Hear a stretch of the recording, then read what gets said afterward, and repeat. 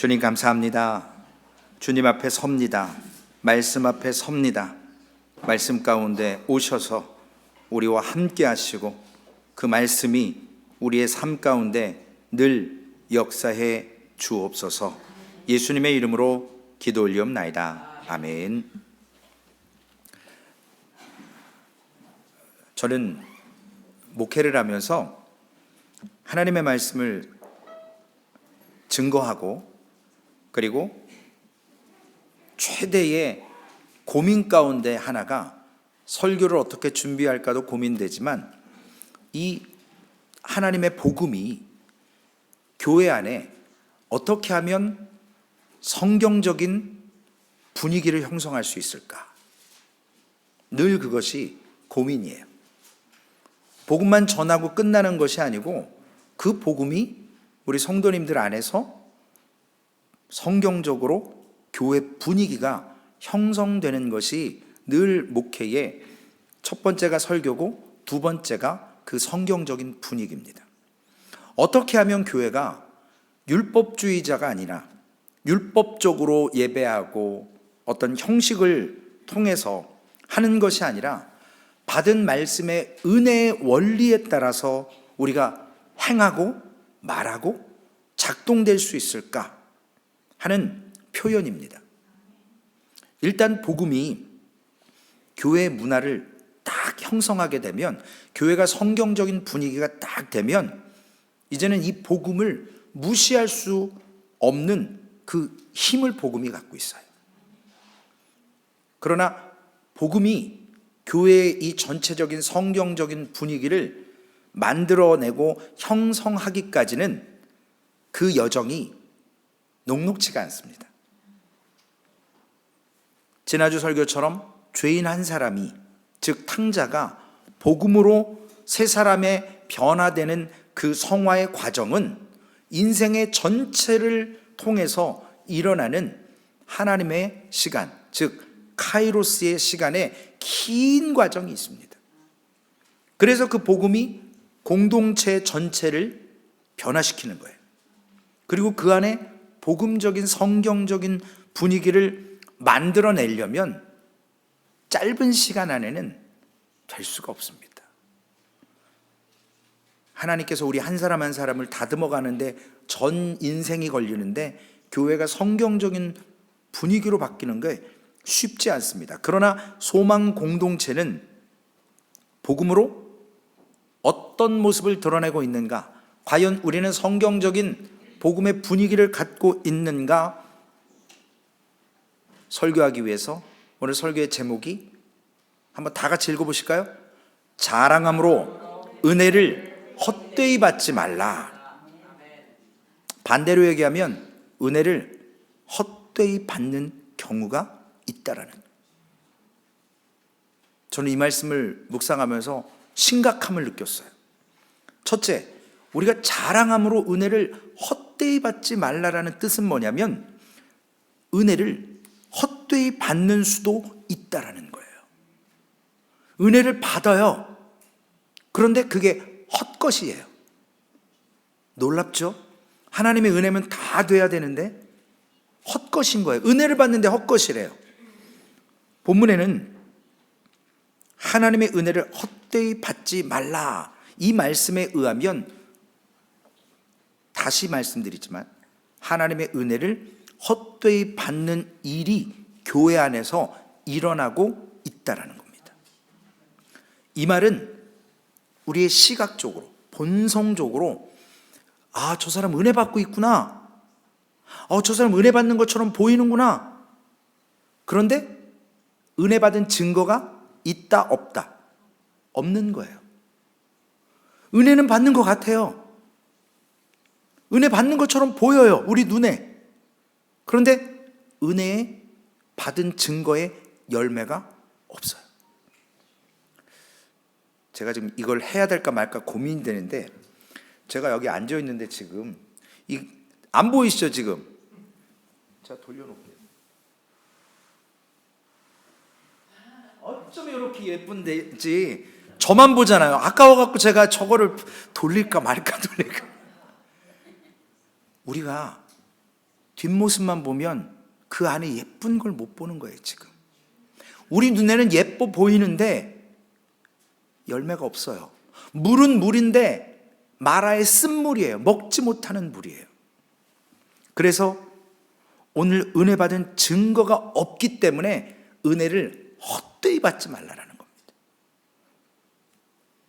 또한 은혜를 받으면 그 은혜는요, 은혜 받은 사람에게 있어서 어떤 변화가 일어나는 게 당연한 거거든요. 근데 변화가 일어나지 않는다? 그러면 은혜를 어떻게 받은 거예요? 은혜 받는 것처럼 보이는데 헛되이 받는 거예요. 정말 은혜는 은혜 받은 사람을 변화시킬까요? 변화시키지 못할까요? 제가 질문 드리는 거예요. 진짜 은혜를 받았다면 사람이 변해야 돼요? 변하지 않아야 돼요? 변해야 되는 거예요. 맞습니다. 그런데 이 은혜가 하나님께서 죄인을 변화시키는 방법으로 은혜를 사용하시는 거거든요. 그래서 우리는 은혜를 받아야 돼요. 은혜 받은 사람은 변화가 될 수밖에 없어요. 반대로 은혜를 안 받았다? 변화가 돼야 안 돼요? 안 되는 거예요. 은혜를 받으면 그리스도를 닮아가는 거예요. 그런데 은혜 받는 것처럼 보이는데 변하지 않는다, 닮지 않는다. 은혜를 헛되이 받은 거예요. 은혜 받는 것처럼만 보인 거예요. 우리의 눈에. 그리고 은혜 받은 양 착각하고 은혜 받았다라고 믿는 거예요. 열매가 없으면, 닮지 않으면, 변하지 않으면 은혜가 임하지 않았다라는 겁니다. 그래서 우리 그리스도인들에게는 매 순간 은혜를 받고 사는 것이 중요합니다. 지난 금요일 날 말씀드렸죠. 민수기 11장 말씀을 통해서 이스라엘 백성들의 반역이 시작될 때 은혜를 받아야만 우리가 그리스도를 닮아가는 성화의 경험을 하는 겁니다. 성화는 우리 인생의 전체를 통해서 하나님께서 행하시는 그 빅픽처예요. 최고의 프로젝트예요. 그 순간만 딱 사용하는 게 아니라고요. 인생 전체를 통해서 하나님께서 프로젝트를 짜서 우리를 변화, 성화시켜가는 겁니다. 그때그때 은혜를 부어주셔서. 그러므로 하나님의 은혜를 헛되이 받지 않는 것이 중요합니다. 일평생 예배당에 앉아서 예배를 드렸어도 은혜 받지 못하면 사람은 변할 수가 없어요. 오래도록 은혜 받지 못한 심령의 상태로는 오래도록 사람의 손길이 닿지 않았던 방치된 숲과 같아요. 제멋대로 거칠고 그렇게 무성해질 수밖에 없습니다. 제 기억으로 제가 교회 와서 처음으로 어제 우리 존 성도님하고 그 다음에 스티브 성도님이 뒤에 야들을 컷그레스 하셨어요. 막 삐뚤빼뚤 지 모양대로 막 자라요. 해를 잘 받고 물이 있으면 막 쑥쑥 자라고 어떤 데는 그늘지면 덜 자라고. 우리에게 사람의 손길이 닿으면 정리가 되지만 우리의 심령도 하나님의 은혜의 손길이 닿지 않으면 우리 마음대로 본성대로 사는 겁니다. 그래서 우리는 필사적으로 은혜를 날마다 간구해야 합니다. 두 번째로는 은혜를 헛되이 받은 결과물들이 있어요. 결과물들. 바울은 하나님의 은혜를 헛되이 받지 말라라고 오늘 고린도 교회에게 말하는 이유가 있습니다.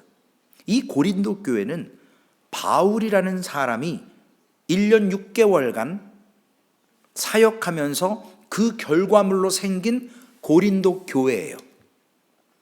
근데 바울이 다른 지역으로 복음을 전하기 위해서 떠나가니까 거짓 교사들이 고린도 교회에 딱 들어와서 그들이 외모를 자랑하기 시작했습니다.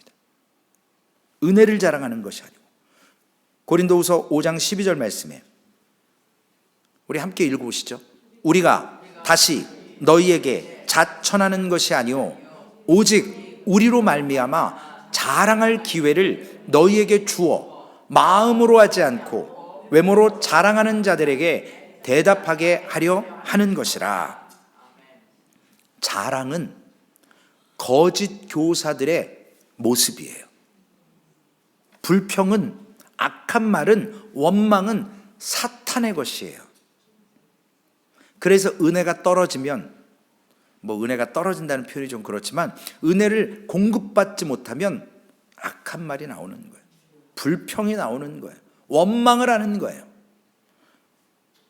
좀 죄송스럽지만 자기가 은혜 못 받아놓고 주변 사람 힘들게 하는 거예요. 은혜를 못 받으면. 그래서 은혜를 간구해야 되고, 은혜를 못 받았을 때는 이런 거짓 교사들을 통해서 자랑하게 만들어요. 나는 이랬는데 너희들은 이렇게 못하잖아. 나는 이랬는데 너희들은 이런 게 없잖아. 그래서 세상적인 기준을 가지고 자신을 증명하고 자랑하기에 바빠요. 헛되이 은혜를 받으면. 그렇게 함으로써 사람들이 그리스도가 아닌 늘 자신을 향하도록 만들고 미혹하는 것이 거짓 교사들의 특징입니다. 그래서 바울은 복음이 아닌 거짓 교사들의 그 자랑음을 고린도후서 11장 13절에서 15절까지 기록하고 있습니다. 우리 함께 읽어요. 그런 사람들은 거짓 사도요 속이는 일꾼이니 자기를 그리스도의 사도로 가장하는 자들이니라. 이것은 이상한 일이 아니니라. 사탄도 자기를 광명의 천사로 가장하나니 그러므로 사탄의 일꾼들도 자기를 의의 일꾼으로 가장하는 것이 또한 대단한 일이 아니니라. 그들의 마지막은 그 행위대로 되리라. 거짓 교사들의 그 자랑이 헛된 것이 교회, 고린도 교회 안에 1년 6개월 동안 말씀으로 복음으로 잘 양육된 그들에게 쏙쏙 들어갔어요. 그래서 바울 사도가 한심한 거예요.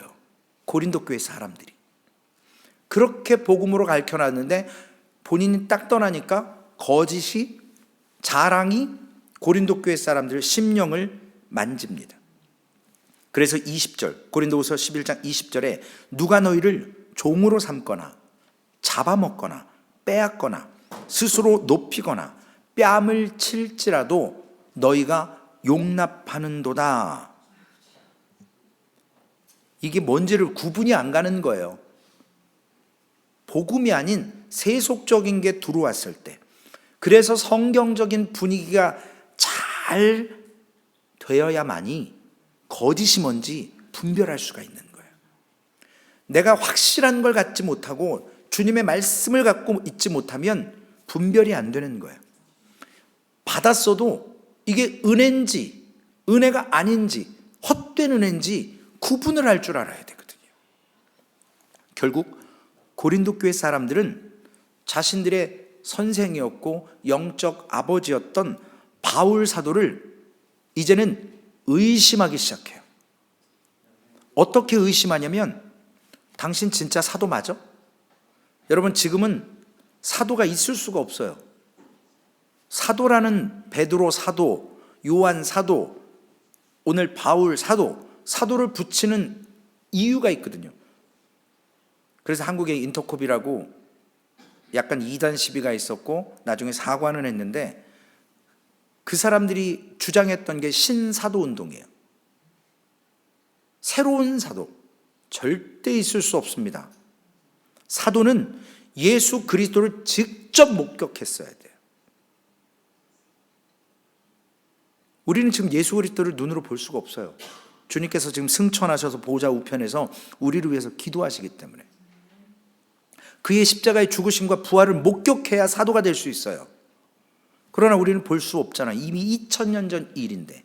그런데 신사도 운동이라는 걸 통해서 젊은 청년들에게 가짜를 심어놨어요. 성경을 갖고 하긴 하는데 인간적인 세속적인 걸 심어놨습니다. 그래서 신사도 운동이라는, 그래서 이단 정죄 받았다가 회개는 했어요. 그러나 위험합니다. 언제 변할지 모르거든요. 오늘 바울 사도가 자신의 사도성을 의심하는 고린도 교회 성도들의 그 자랑과 미혹됨을 통해서 네가 진짜 사도면 너 그거 추천서 갖고 와봐, 레퍼런스 갖고 와봐, 요구하기 시작해요. 영적 아버지였고 복음을 증거해줬던 바울 사도에게. 바울이 얼마나 세상 말로 어이가 없었겠어요. 한심한 짓을 하는 거니까요. 그래서 바울 사도가 이런 상황이 은혜를 헛되이 받은 것이라고, 헛된 은혜를 받은 결과라고 말씀하고 있는 겁니다. 두 가지 경우가 있습니다. 은혜를 헛되이 받았을 때 여러분 개인과 공동체의 모습을 한번 나눠보고자 합니다. 먼저 은혜를 헛되이 받은 증거를 개인적인 차원에서 보면 좀 전에 설명드렸던 드러나는 특징이 뭐예요?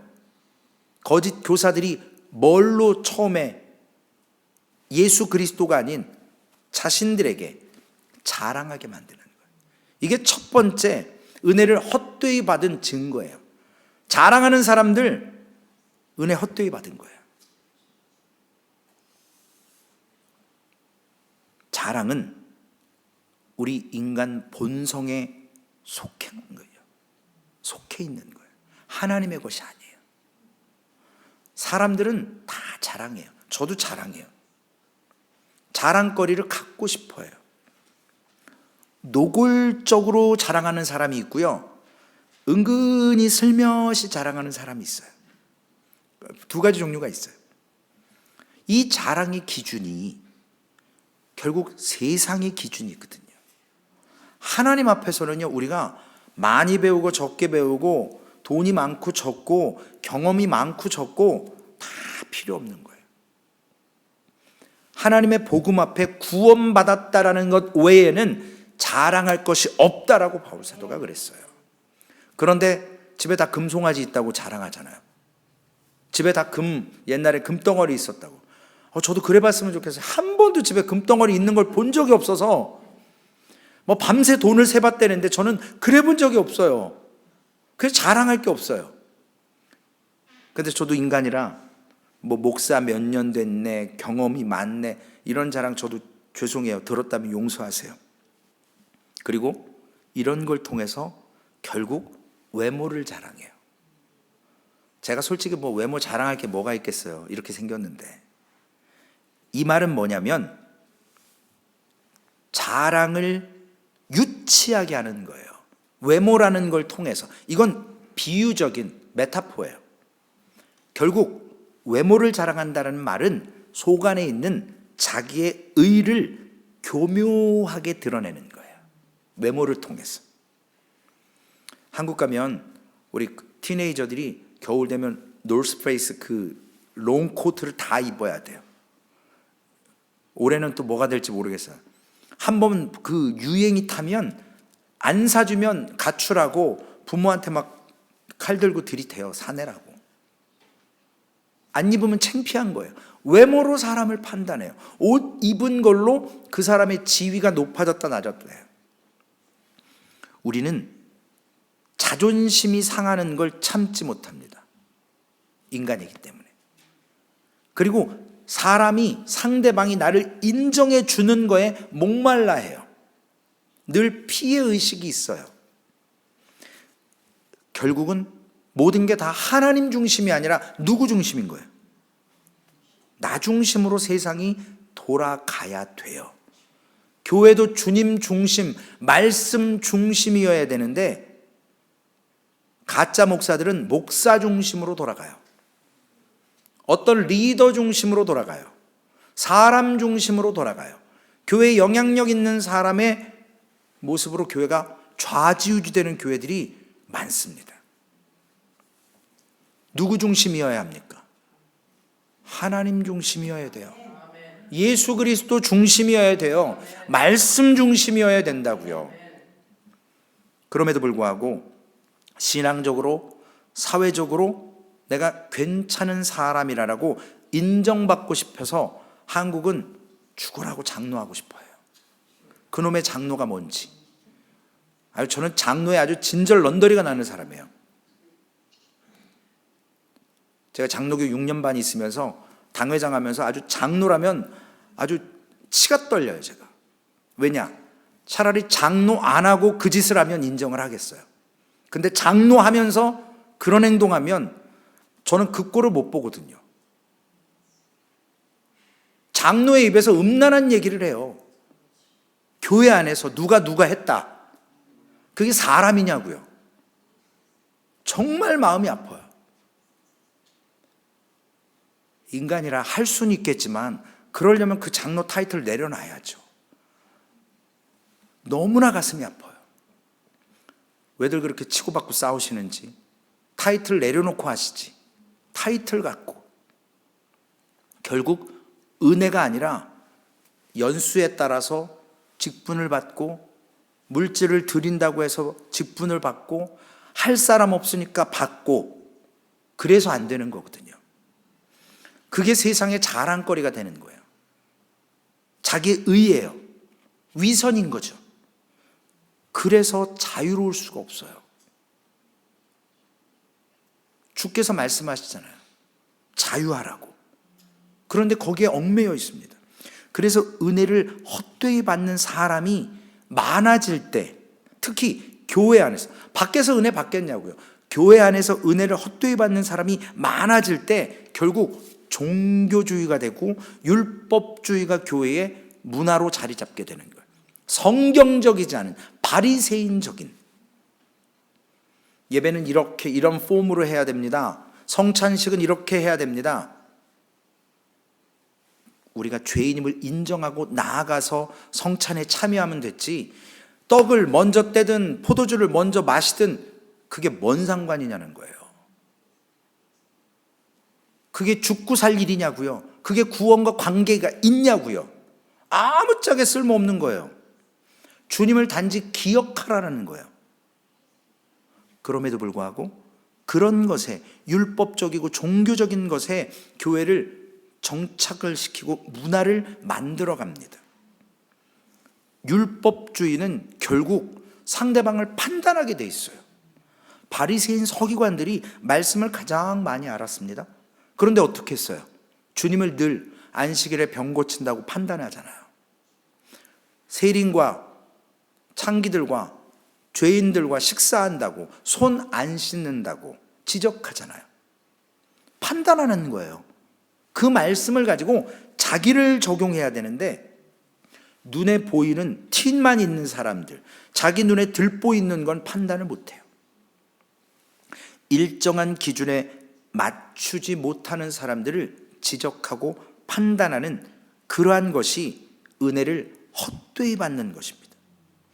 그리고 늘 보여지는 것, 그런 것을 판단해요. 진짜 사람의 속사람이 어떤 상태인가를 봐야 되는데, 내적인 거, 보이지 않는 것은 그들에게 중요하지 않아요. 율법주의자들에겐, 종교주의자들에겐. 겉으로 거룩한 척해요. 시장에서 사람들 많을 때 나 기도한다고 해요.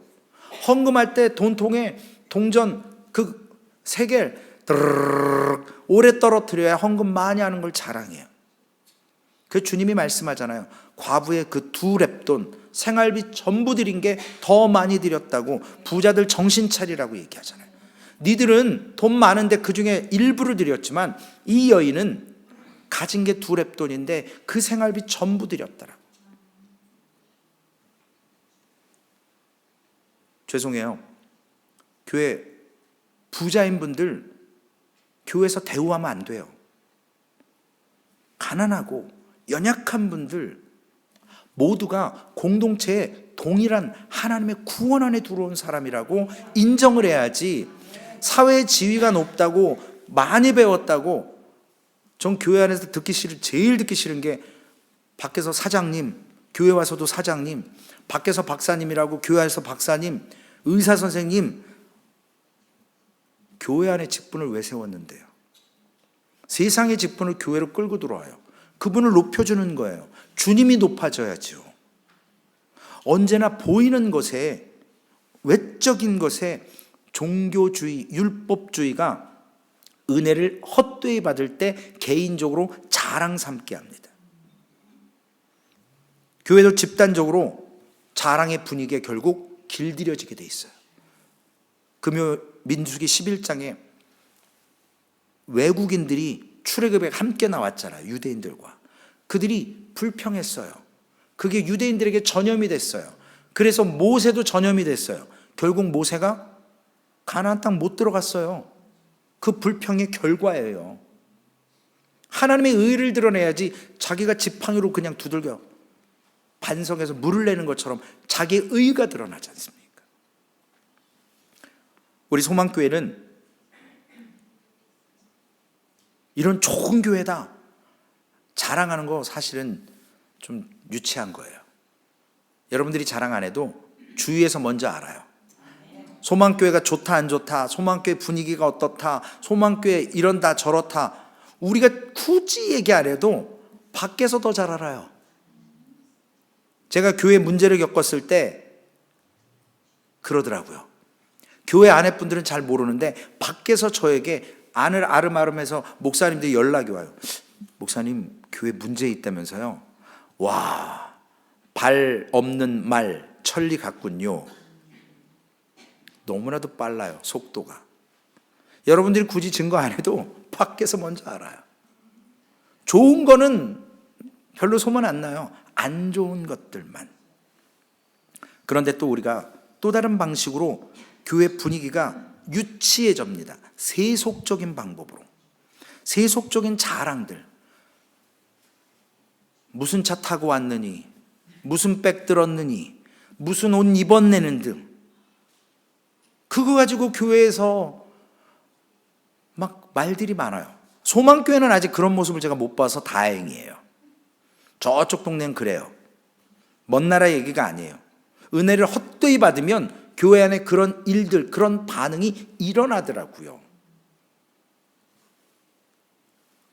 그래서 은혜를 통해서 우리가 변화가 되어져야 돼요. 바울이 이야기하는 은혜를 헛되이 받지 말라, 하나님의 은혜를 헛되이 받지 말라라는 배경 가운데 고린도 교회에서 은혜를 헛되이 받은 증거들이 많이 나타났습니다. 우리도 질문하지 않을 수가 없어요.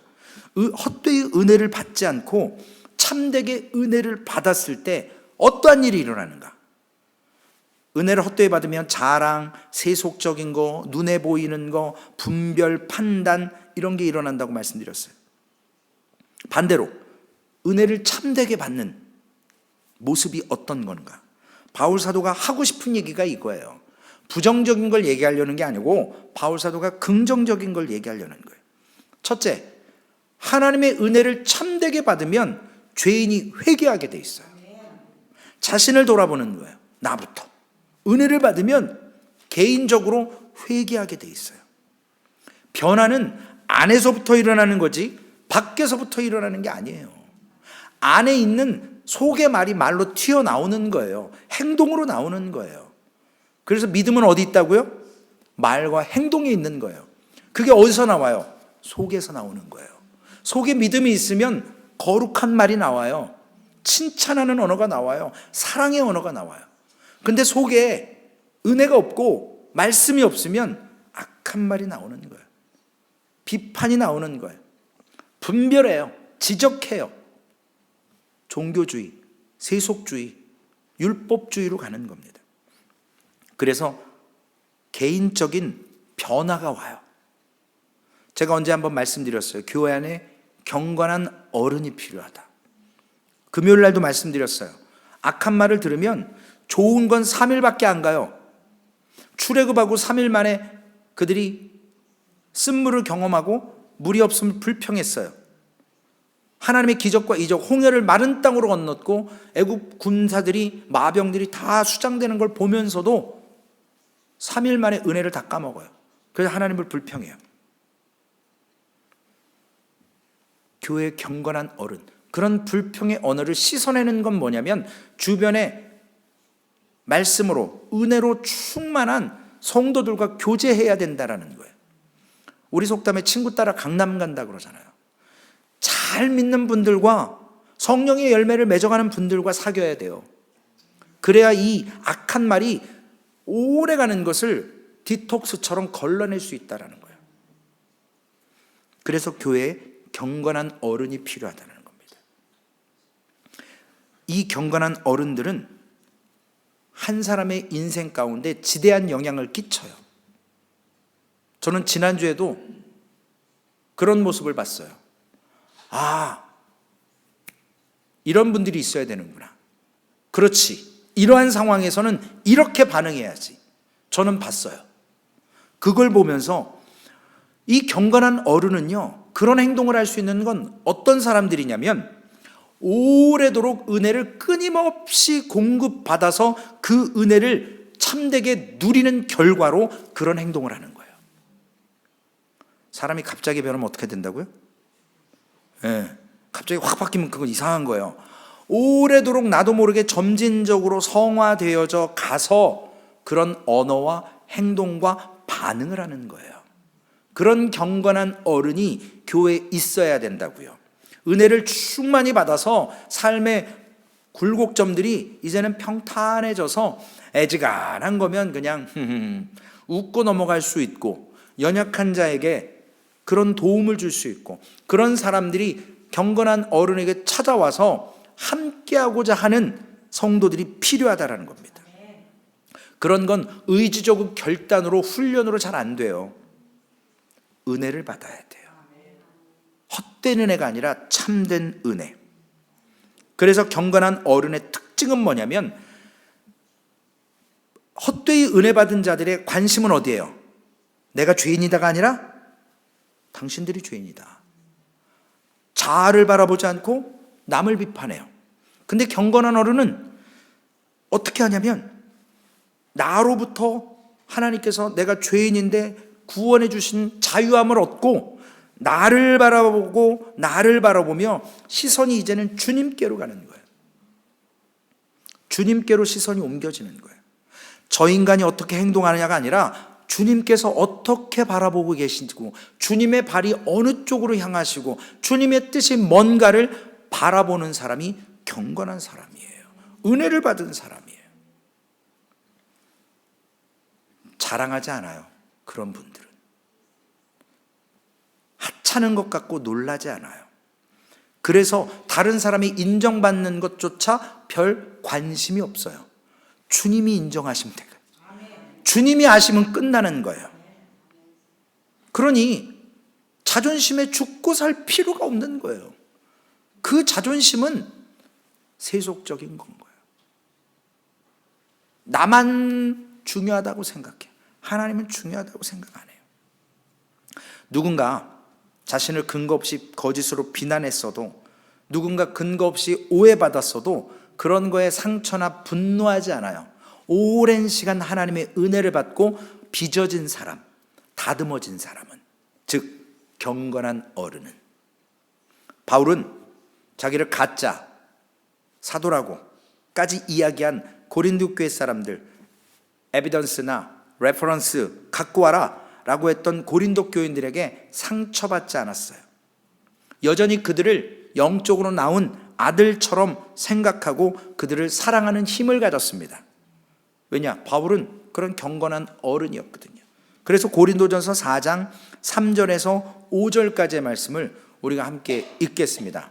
너희에게나 다른 사람에게나 판단받는 것이 내게는 매우 작은 일이라. 나도 나를 판단하지 아니하노라. 내가 자책할 아무것도 깨닫지 못하나 이로 말미암아 의롭다함을 얻지 못하노라. 다만 나를 심판하신 이는 주시니라. 그러므로 때가 이르기 전 곧 주께서 오시기까지 아무것도 판단하지 말라.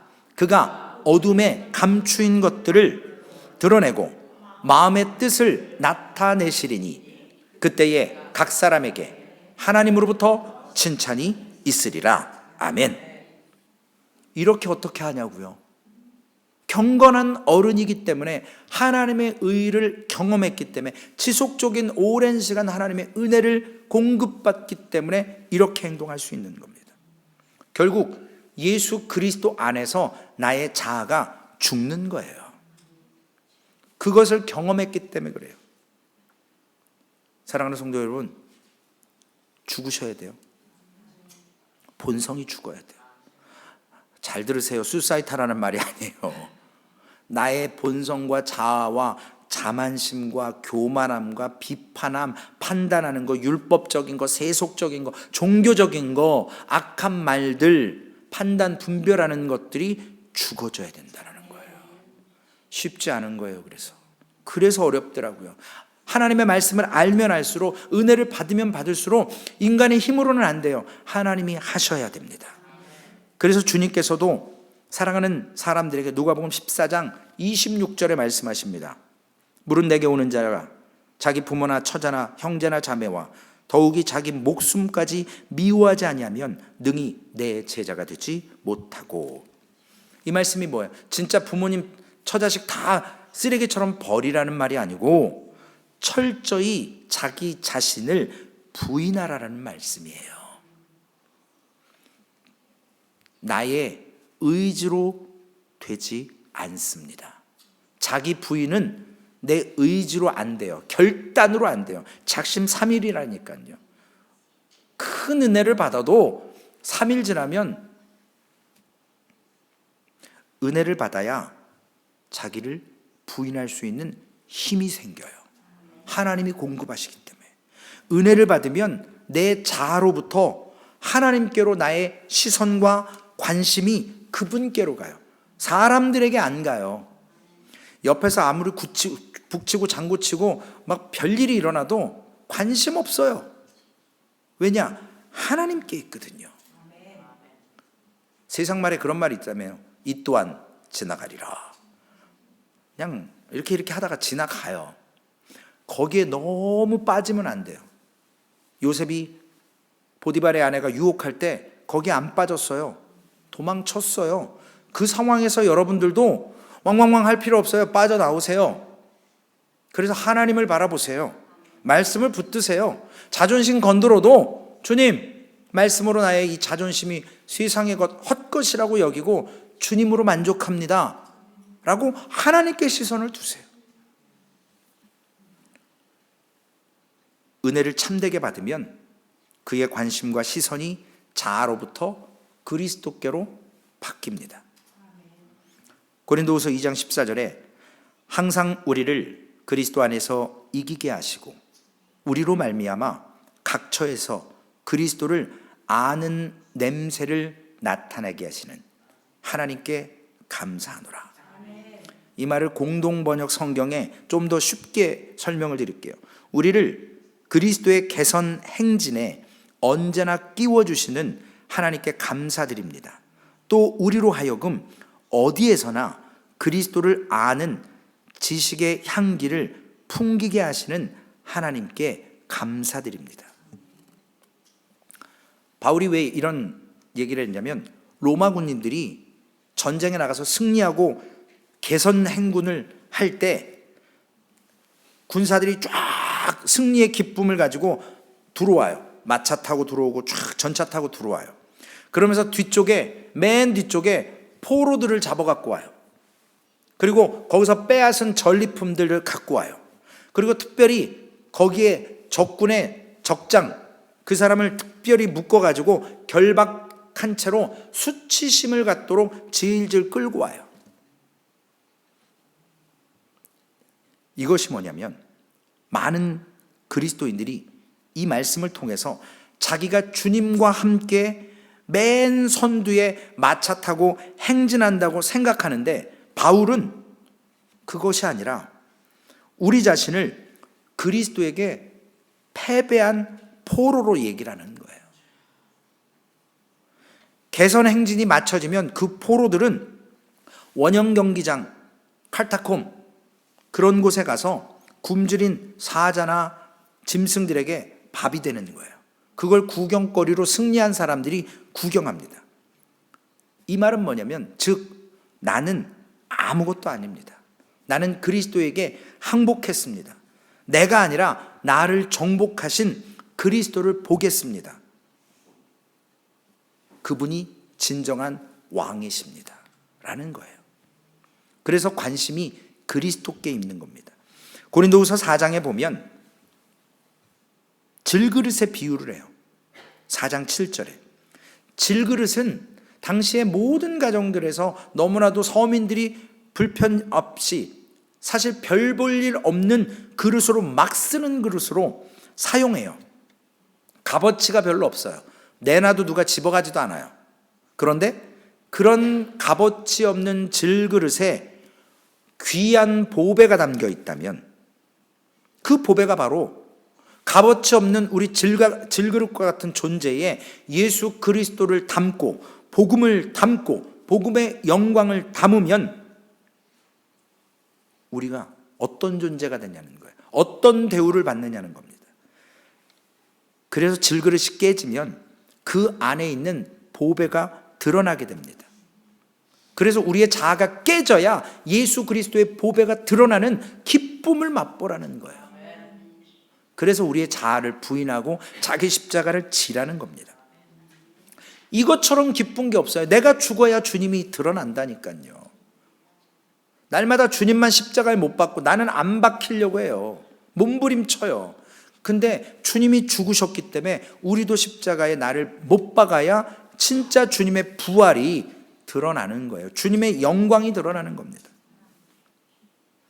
자기의 약함을 기뻐해야 돼요. 우리가 질그릇처럼 깨어져야 주님이 드러나는 것.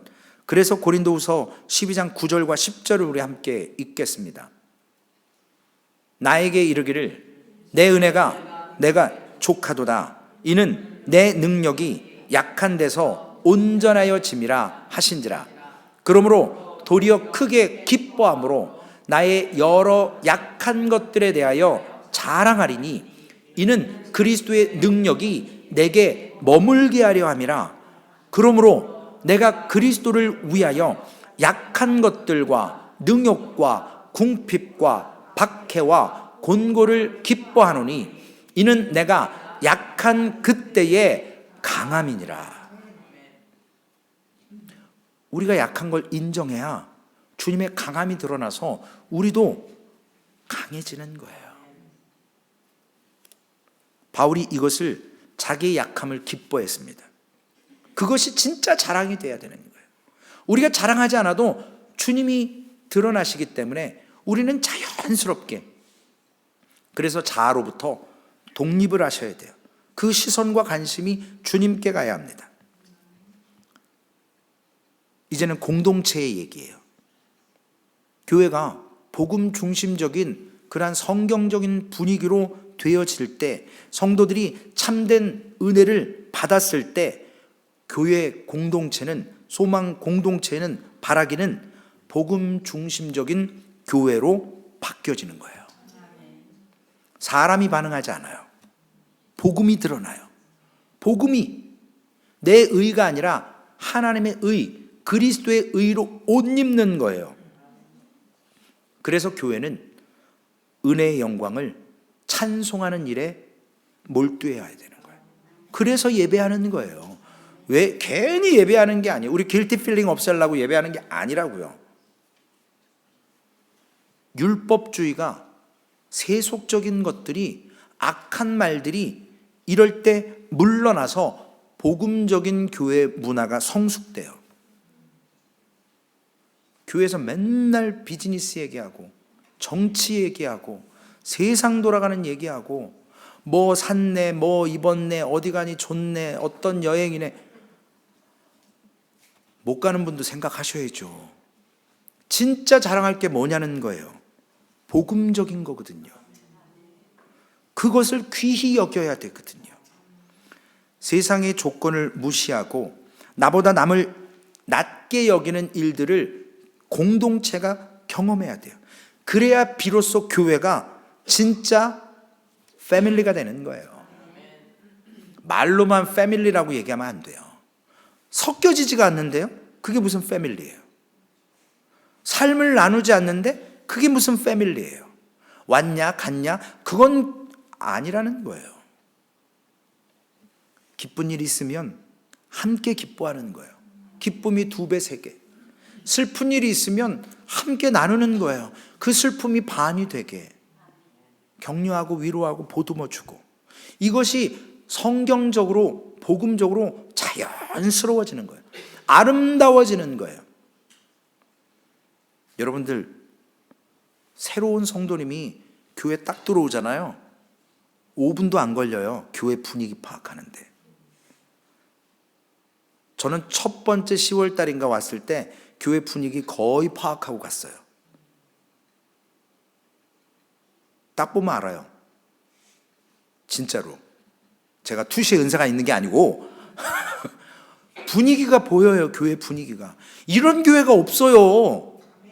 왔는데 예배 시간에 막 박수치고 막 손 들고 찬양하고, 딴 동네 가면 왜 손드니에요? 왜 박수치니에요? 시끄럽게, 정신사납게. 조용히 좀 하래요. 기뻐서 찬양하는데, 은혜에 감사해서 찬양하는데, 그걸 나는 그렇게 안 한다고 상대방 하는 것을 블레임할 필요가 없잖아요.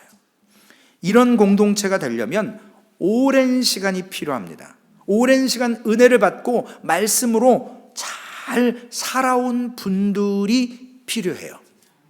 그래서 소망교회는 말씀을 붙들어야 돼요. 그래야 고난과 연단을 경험하고 통과하신 분들이 애지간한, 제가 지금 솔직한 심정을 말씀드릴까요? 저는 지금 즐기고 있어요. 지금. 왜 즐기는지 아세요? 여러분들의 반응을 보는 거예요. 하나님, 지금까지 말씀으로 훈련받고 사무엘 목사님을 통해서, 저야 온 지 얼마 안 됐지만 이 복음을 가지고 주님 앞에 성도들과 함께 나누는데, 하나님, 이 복음이 어떤 복음이냐는 그 복음의 능력을 보는 거예요. 여러분들이 정말 그 복음을 받아들이고 나를 부인하고 했을 때 그 능력은 나타나거든요.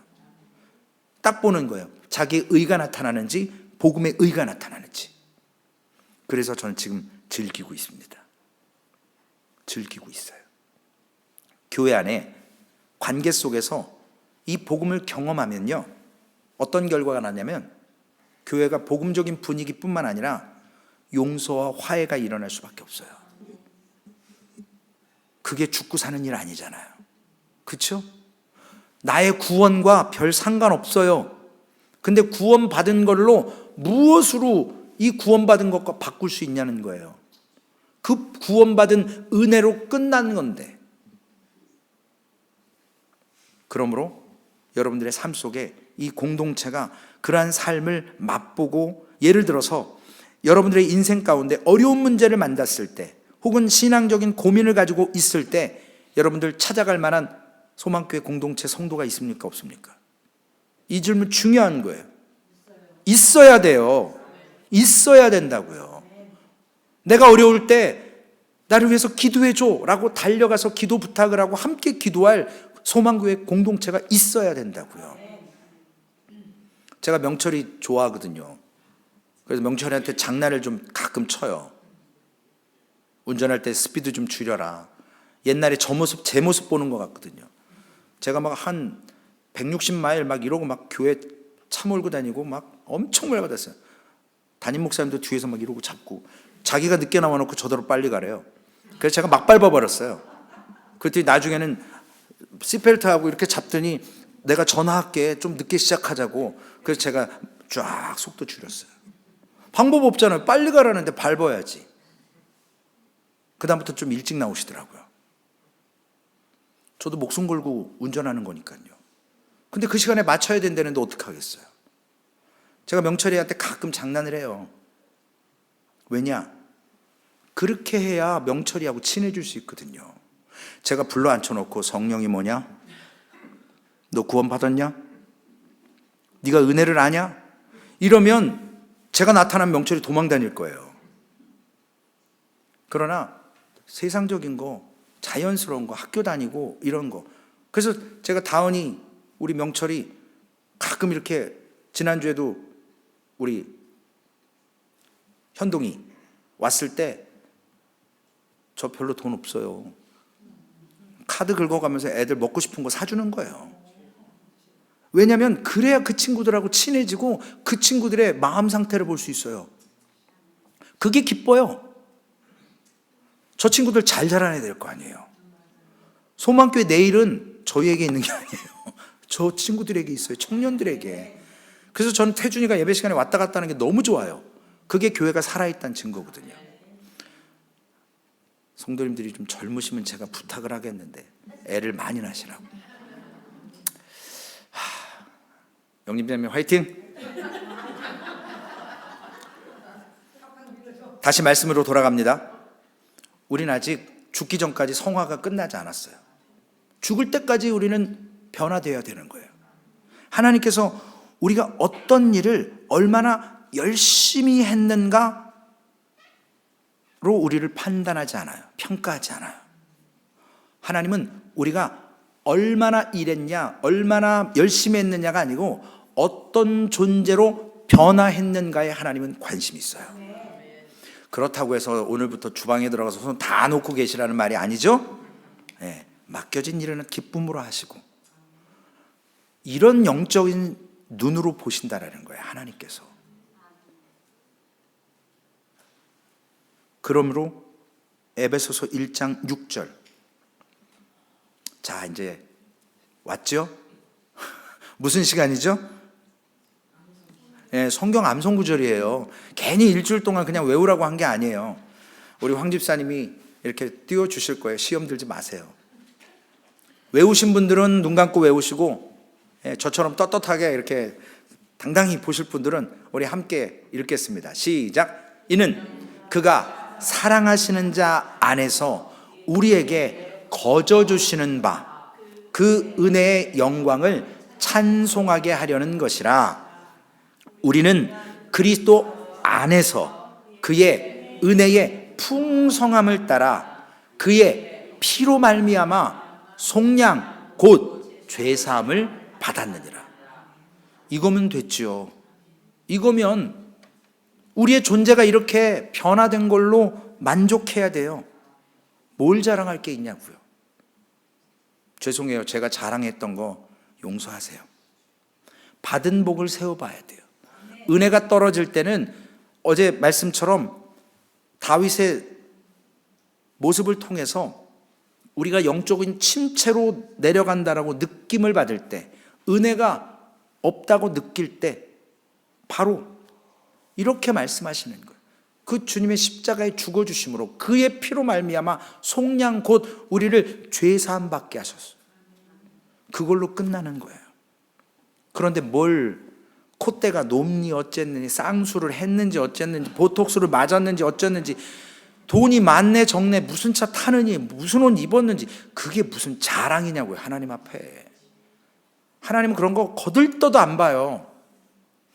여러분들의 뭘 보냐? 여러분이 어떤 존재냐는 거예요. 큰아들인지 둘째 아들인지, 탕자인지 큰아들인지. 큰아들이면 뭐하냐고. 상속권이 있는데도 그 상속권을 못 누려요. 그런 담대함이 없어요. 다 그 사람 거예요. 근데 문제는 아버지하고 소통이 안 되네요. 그 재산 동생이 또 나눌까 봐. 자기에게 그 양 한 마리 안 줬다고. 그게 우리의 모습 아닙니까? 그러므로 소망교회는 하나님의 영광 가운데서 그리스도의 은혜가 얼마나 큰지 그 영광을 자랑하는 그러한 경건한 어른들이 세워지는, 그래서 우리의 삶의 방식에 사람 보지 마세요라고요. 목사 보지 마세요. 제가 지난 바자회 때 참 부끄럽고 창피한데 열심히 붕어빵 굽고 있는데 어디 누구 교회 오셨다고 막 인사하라. 저는 이제 네 안녕하세요 최준 목사입니다 그랬더니 목사님 좋은 목사님 오셨다고. 그래서 제가 나를 어떻게 알고? 그 별 관심 안 가져요. 저 별로 좋은 목사 아니에요. 제 본성을 모르셔서 그래요. 저도 아직 이 가면을 안 벗었다고요. 성도님, 하나님은 아세요. 사람 말에 기분 좋았다 일희일비할 필요 없어요. 여러분, 목사가 막 칭찬한다고 좋아하지 마시고요, 목사가 눈길 안 준다고 슬퍼하지 마시라고요. 주님이 주신 걸로 만족하시면 돼요. 앞으로 우리 소망교회는 이러한 경건한 복음주의 교회, 은혜를 참된 은혜를 받아서 자랑함으로 헛되이 은혜를 받지 않는 그런 교회 되시기를 주님의 이름으로 축원을 드립니다. 하나님 감사합니다. 우리가 자랑합니다. 주님 용서해 주옵소서. 주님의 복음을 자랑하지 못하고 나의 이 땅에서 잠깐 맡겨주신 물질이나 아버지 하나님 나의 스펙 혹은 나의 경험, 나의 지혜 이런 걸 자랑할 때가 있습니다. 주님을 자랑해야 되는데, 구원받은 은혜를 자랑해야 되는데 아버지 하나님 교회가 자랑으로 은혜를 헛되이 받습니다. 하나님의 백성들이 오늘 고린도 교회처럼 거짓 교사들의 그 외모의 자랑으로 바울에게 오히려 당신 사도 맞냐라고 묻습니다. 주님, 고린도 교회가 우리의 모습 혹시 아닙니까? 탕자의 형이, 큰아들이, 상속자가 아버지하고 소통하지 못하는 그 모습이 혹시 우리의 모습 아니겠습니까? 주님, 사람 보지 않게 하여 주옵소서. 나의 자신을 돌아보게 하여 주옵소서. 나의 아버지 하나님 이 쓴뿌리를 보게 하여 주옵소서. 아버지 하나님, 나 자신을 부인하고 싶지만 은혜가 있어야 나 자신을 부인할 수 있습니다. 그래서 그 은혜를 사모하는 소망 공동체 되게 하여 주시고, 교회가 경건한 어른들이 세워지고 성경적인 문화가 소망교회 안에 아버지 하나님 세워지게 하여 주옵소서. 그래서 아버지 하나님 우리의 눈으로 보이는 대로 반응하지 않게 하시고, 우리의 지식으로 반응하지 않게 하시고, 하나님, 하나님의 시선이 어디 계신지, 하나님의 발걸음이 어디 계신지, 하나님은 오직 우리 한 사람 한 사람이 어떤 존재인가를 관심 두고 있사오니 주님 깨닫게 하여 주옵소서. 회개하게 하여 주시옵소서. 판단하거나 분별하지 않게 하여 주옵소서. 오직 십자가에 죽어주심의 그 은혜, 부활절 몇 주 지나서 부활의 참된 소망도 혹시 잃어버리지 않고 있습니까? 날마다 주일마다 주님을 기억하고 주님의 부활을 기념하며 살아가는 은혜 받은 참된 은혜 안에 있는 소망 공동체로 붙들어 주시옵소서. 주님, 우리의 상황 지나갑니다. 그러나 이거 감당하지 못하면 똑같은 상황 또 옵니다. 주님, 사단은 우리를 내버려 두지 않습니다. 거짓 교사들은 우리를 믿음의 눈으로 바라보지 못하도록 자랑 삼게 합니다. 자기를 부인하지 못하도록 만듭니다. 주님, 넘어지지 않도록 인도하시고 하나님 오직 말씀을 통해서 참된 은혜 안에서 헛되이 은혜 받지 않는 참된 은혜 받는 소망교회로 삼아 주시옵소서. 주 예수 그리스도의 이름으로 기도 올리옵나이다. 아멘.